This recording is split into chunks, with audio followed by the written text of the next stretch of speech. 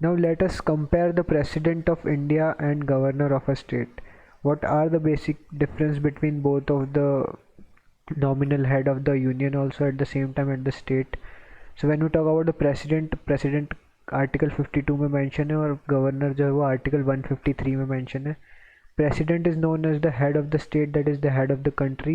On the other hand, governor is known as the head of the state or of a union. So here is the catch: head of the state of a union is governor, and a head of the state is president.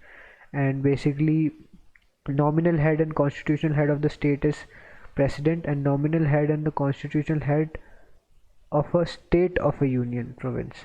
So that is the difference basically. तो basically state का जो nominal head होता है वो governor होता है.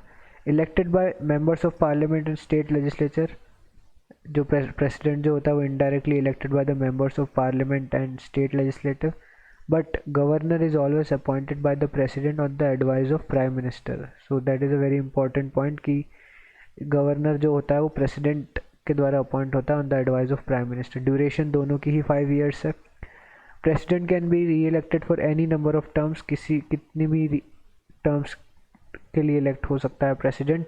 But when we talk about the governor can be reappointed for any number of terms. Additionally governor can be transfer और made governor of 2 states simultaneously. तो basically एक गवर्नर जो है वो 2 स्टेट्स का भी एक पर्सन गवर्नर हो सकता है, and he can be transferred also. Next is when the oath किसके द्वारा दी जाती है प्रेसिडेंट को. The chief justice of India gives the oath administered by the for the president, and oath administered by chief justice of high court to concerned states for the governor. Now there are the basic conditions which are laid in the constitution for the selection of a president. And head should be citizen of India. He should be citizen of India. He should have completed 35 years of the age. He should be qualified for election as a member of the Lok Sabha. Age is important. 35, qualified for election as a member of Lok Sabha. And he should not hold any office of profit. But when we talk about the governor, only 2 conditions are mentioned in the constitution, which are: he should not be a member of either house of parliament or state legislature. If a member of any house is appointed as a governor, he is deemed to have vacated his seat in, and he should not hold any office of profit. Next point is the process of removing president from his office is called impeachment. Removal of president, उस process को impeachment बोलते हैं.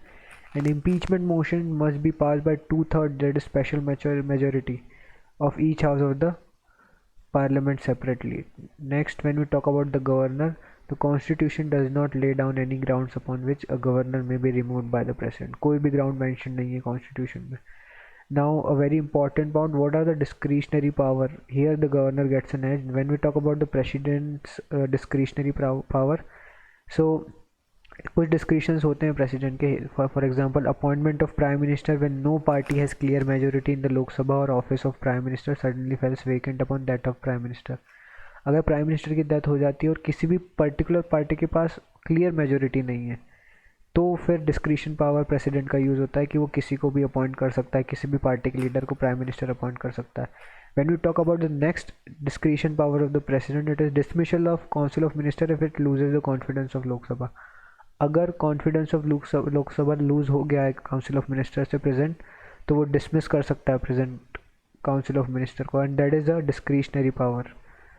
ठीक है. Next is dissolution of the Lok Sabha if council of minister has lost his majority. तो dissolve भी कर सकता है लोकसभा को अगर council of minister has lost his majority. Basically discretionary power वो होती है जो ऑब्लिगेटरी नहीं है प्रेसिडेंट पे, या किसी की प्रेशर में नहीं करता है. वो खुद की मर्जी से ये 3 चीज़ें कर सकता है, provided the situations are in his favour. Now when we talk about the governor की discretionary power president से ज़्यादा होती है. Let us see one by one. So first, reservation of a bill for the consideration of the president. तो article 200 में क्या लिखा है कि स्टेट के कुछ बिल्स को रिजर्वेशन के लिए गवर्नर कंसिडर कर सकता है, प्रेसिडेंट के लिए रिकमेंड कर सकता है. तो वो reservation of bill is a discretionary power of the governor. वो किसी भी के भी प्रेशर के अंदर में आके नहीं करेगा, ठीक है, या चीफ मिनिस्टर की एडवाइस पे नहीं करेगा, वो उसकी खुद की डिस्क्रिशन पे करेगा. Next is recommendation for the imposition of president rule. President rule के रिकमेंडेशन के लिए he can act upon his own discretion. And next is while exercising his function as an administrator of adjoining union territory. So while exercising his functioning as an administrator of the adjoining union territory.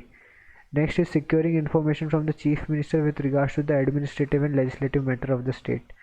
सो जब भी कोई भी उनको information चाहिए रहेगी administrator और administration और legislature से रिलेटेड स्टेट के, he can act on the discretion.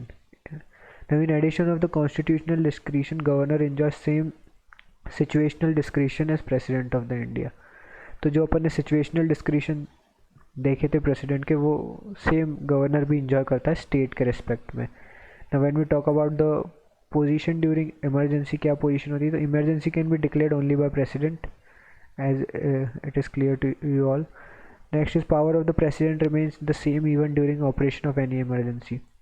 President की पावर हमेशा सेम रहती है irrespective of the emergency. He cannot function independently, कोई वो independently function नहीं करता. He has to function on the aid and advice of the Central Council of Ministers headed by Prime Minister. That's a very important point. When we talk about the governor, governor cannot declare emergency, वो emergency declare नहीं कर सकता है. During presidential rule, state governor on behalf of president carries on the state administration. President के behalf पे governor state administration carry करता है with the help of chief secretary or state advisor appointed by the president. Now next is a very important topic related to president, that pardoning power of the president which are under article 72. So basically pardon क्या होता है, pardon क्या होता है, it completely absolve the convict from all sentence and punishment by the removing sentence and conviction. जितने भी conviction और ये सब होते हैं, एनी पनिशमेंट किसी को होता है कन्विक्शन, तो पूरी कम्प्लीटली जो उसकी सज़ा वगैरह होती है वो अब पूरी कम्प्लीटली रिजॉल्व हो जाती है. तो that is basically pardon power of the president. When we talk about the commutation, it denotes the substitution of one form of punishment, मतलब सब्सटीट्यूट हो जाती है पनिशमेंट. फॉर एग्जाम्पल अगर डेथ सेंटेंस है तो उसको रिगरस इम्प्रिजनमेंट दी जाएगी. ठीक है. नेक्स्ट तो point is important that it substitute, commute मतलब सब्सटीट्यूट कर देना. When we talk about remission, remission क्या होता है, so it implies reduction in the period without changing its character. For example rigorous imprisonment can be changed to less period of rigorous imprisonment. As it is clear, when we talk about respite, it denotes awarding lesser sentence in place of one originally awarded due to some special facts such as physical disability or convict or pregnancy of woman offender. तो respite में क्या होता है कि एक laser sentence मिल जाता है, और जो वो होता है सेंटेंस जो होता है किसी भी स्पेशल सर्कमस्टेंसेस में देखा जाता है इसको. कोई भी है, जैसे फॉर एग्जांपल डिसेबिलिटी हो गई है किसी को, फिजिकल डिसेबिलिटी, या women pregnant and pregnancy of a women offender. So उस केस में क्या होगा कि एक लेसर सेंटेंस दे दिया जाएगा. That is basically respite. Remission में क्या होता है कि रिडक्शन कर देते हैं उसका. Next is reprieve. It implies stay. Reprieve का मतलब होता है स्टे.